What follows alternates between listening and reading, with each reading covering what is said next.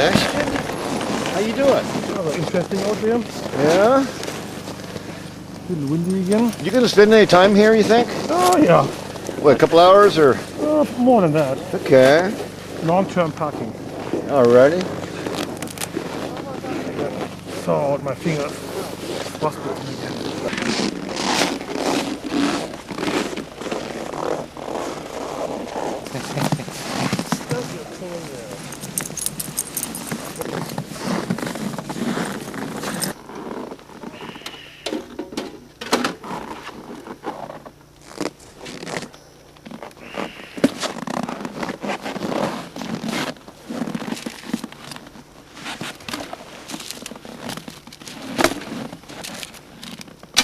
Ah, more dry socks. Yay.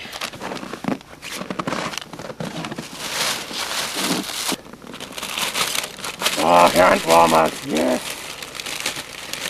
Christmas and New Year's together here. Look at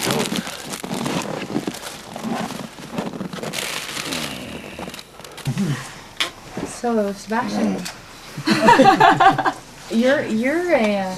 I was surprised to see you, and don't take that personally, but you told me at the vet shack that you were not in this to win it. You had old dogs and.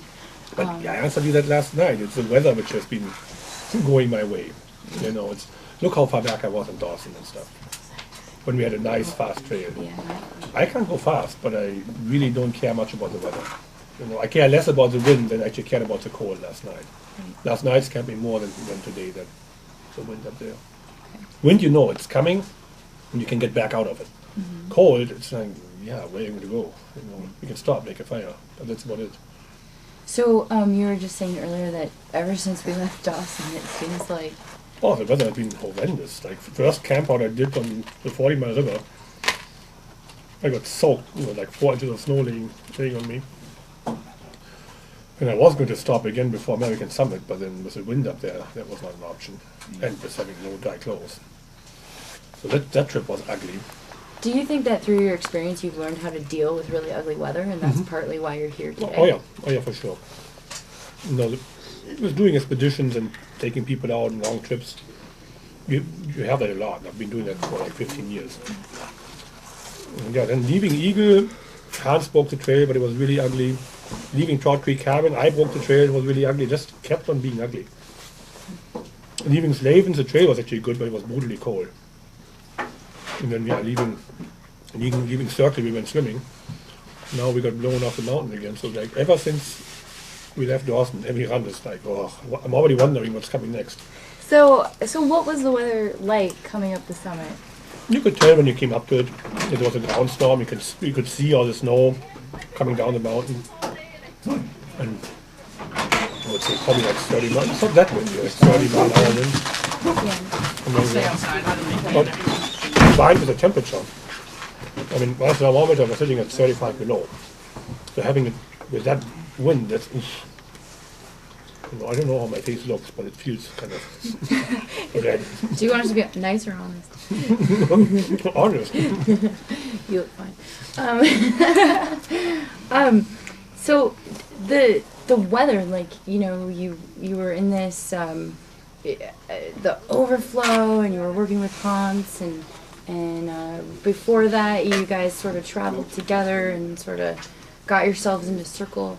Do you, now we've got mushers that are coming in that are continuing, and do you kind of feel like you're losing your comrades or losing your competition? Just having Dan, losing my comrades, just having Dan come in, I was like, oh, no way, you know, he's bad. Because, yeah, you know, you have the common experiences together out there, so you know, I'd like to finish it together with them and not. Mm-hmm. Mm-hmm. It's very disheartening seeing one of them, like, you know, walking from the wrong side of the fence, you know. In a way, I'm jealous because they can sleep long tonight. Yeah, I can do that tomorrow, or the day after tomorrow. So it sounds like their dogs just didn't want to go up, right? So what, you know, how did you get your dogs to go up? What was the trick there? Up! Get up! Cough, pant. Up! My arms were getting longer and longer, and then I had to stop and take a breather again and just keep on going. I get the feeling, I don't believe you at all. You knew from the beginning what you were doing, Sebastian, and you told me. If I would have known that we get all of this, I probably would have withdrawn. I would have not signed up. In a way, I always hope for little ugly weather because it gives me a fair chance, but not this much. So do you feel like do you kind of feel like you need to run like hell, or No. you need to run? I can't run like hell with my dog. Okay. Even coming off the hill, you have to really inch him down at like 7 miles an hour. They are old and they're slow. And, no, I'm just hoping to make it to Angel Creek in one piece, or Two River, how it's called now. Alright. So do you think it's Eagle Summit strikes again, or Sebastian Schnuelle? No, Eagle Summit strikes every year. I mean, look at how many teams scratch right at the end here. You know, it strikes middle of the pack, back of the pack, front of the pack. It just strikes again year after year. That's what this makes this race for me interesting. You know, this race is not only about a fast dog team. You have to have other qualities too. Some years you don't, other years you do. You know, but especially going north, the way we do it now. Going south, you know, when you're in Pelly, it's flat country. If it doesn't snow on you a hell of a lot, you know, it's not challenging anymore. Here, Rosebud is not all that pretty neither. Yeah, you've got another summit It's coming. another summit. It's once you're up top, you're kind of long way up there. And if it blows up there like it did here tonight, oh my god.